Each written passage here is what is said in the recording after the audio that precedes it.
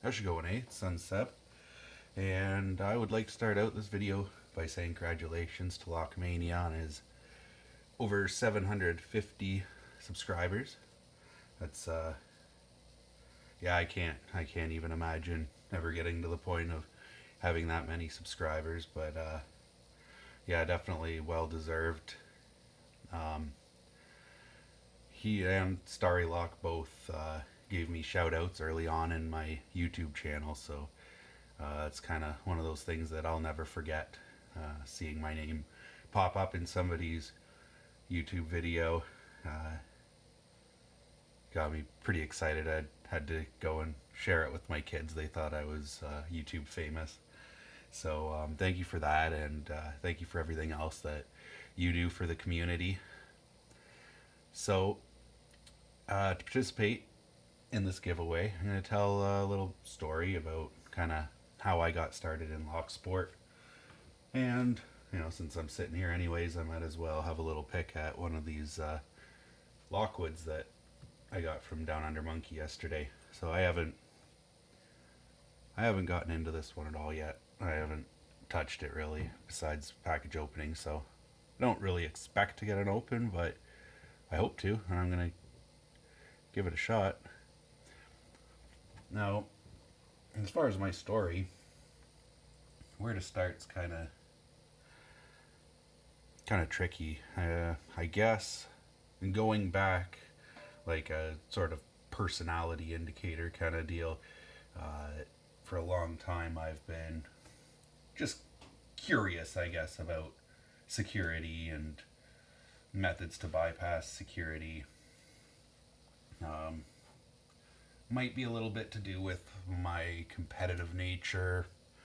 I look at something that's designed for one thing and I think, if you're designed to keep me out, what could I do to beat that and get in? It never became a thing that I actually practiced or learned any specific skills about. It was just kind of you look at something and kind of eye up the security and think, well, if I really wanted to get in there, here's maybe what I would try to do. But yeah, like I said, beyond maybe trying to gym some doors around the house when I was a kid, really didn't get anywhere. Didn't go anywhere, I guess. But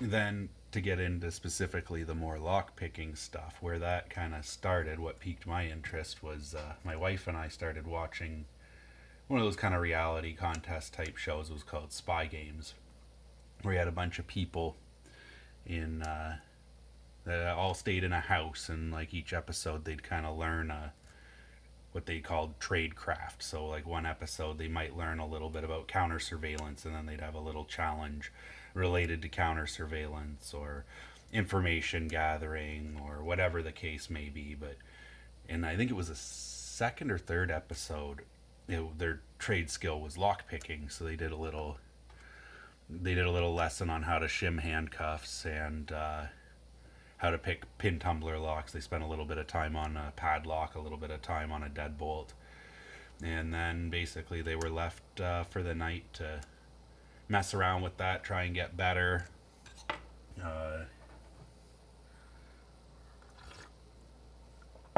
And then they had a challenge the next day.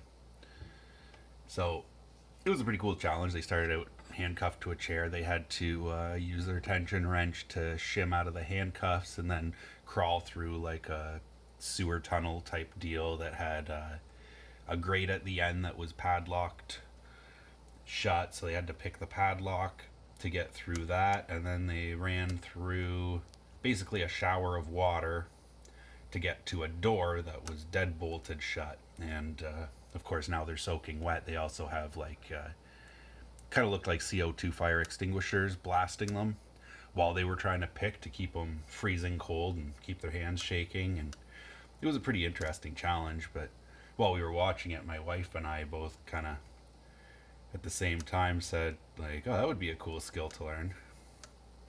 Of course with her, that's a passing statement. That's like, that would be kind of neat to learn. End of story.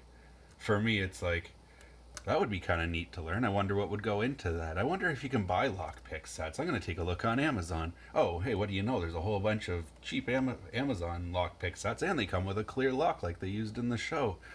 Maybe I'll think about getting one of those. But I'm also sort of compulsive researcher. So it, doesn't end there. I don't order the Amazon kit. I think, well, are these kits any good? Let's start looking around online. Let's see what other people actually say. There must be a lockpicking Reddit group. So I start reading up, I start watching reviews on YouTube, reading some stuff on Reddit. So instead of going with that, I decided if I'm going to spend like $30 or $40 on some lockpicking stuff, I'd be better off getting Sparrow's Kickstart and the Cutaway. Start with some quality, useful picks, and from what I was reading online, a cutaway lock that gives you a better feedback, more related to actual locks. So I went ahead and did that, ordered that up, and then it was a bit of a struggle. The cutaway wasn't bad. I had a little bit of trouble getting it with my eyes closed kind of thing, or with the window covered, however you want to say it. But I was able to get it. But the master lock number 3, the one kind of old lock that I found laying around, I could not get into. It must have taken me a week and a half to get into my first master lock number 3, and it kind of drove me crazy. I was getting a little bit frustrated, but I had some time at work. There wasn't a lot going on. I was able to kind of sit around with it while I was monitoring things.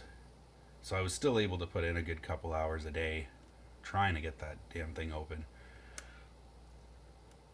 But then it seemed like right about my breaking point almost, the thing popped, and it was just unbelievable.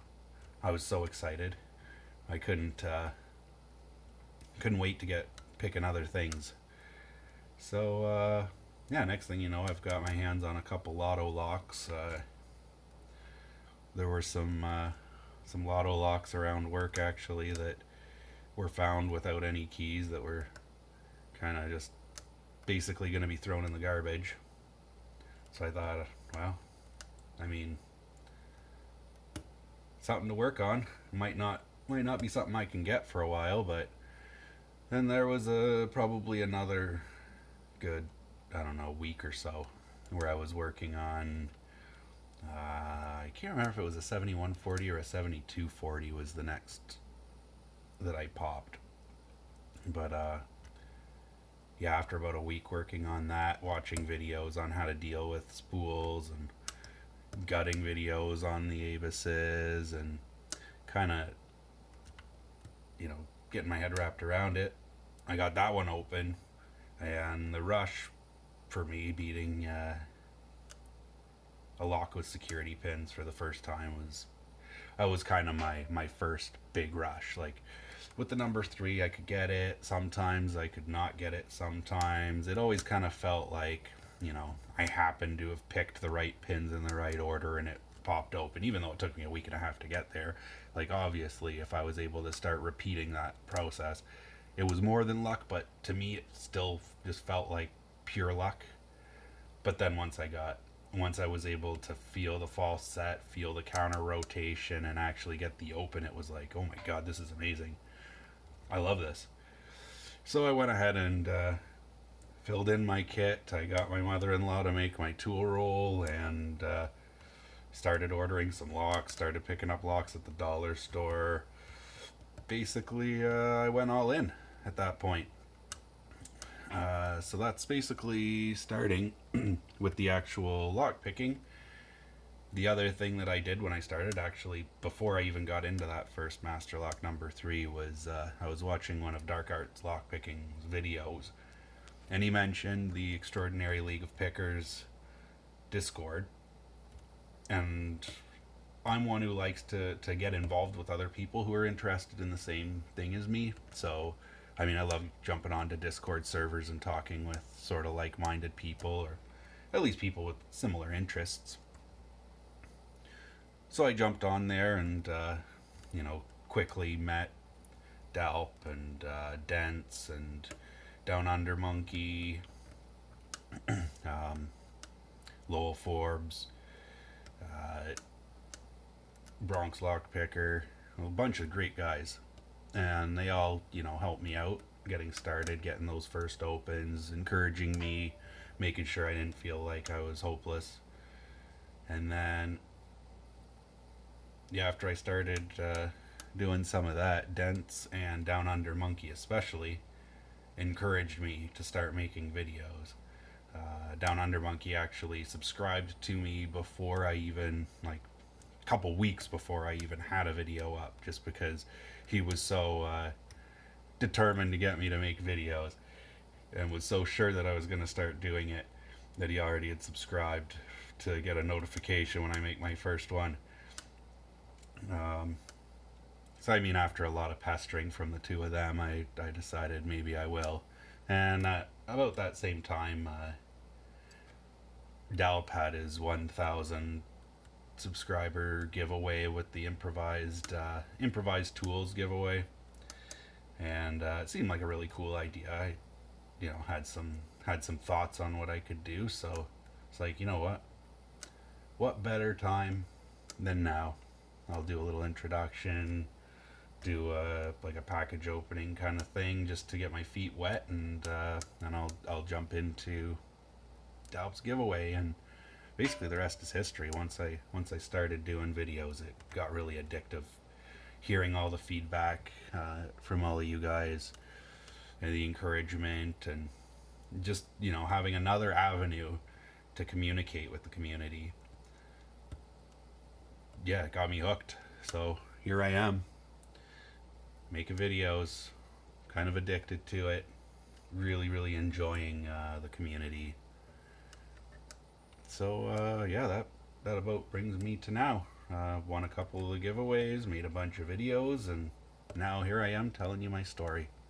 And not getting into this Lockwood quite yet, but I'm going to sit here and work on it a bit more.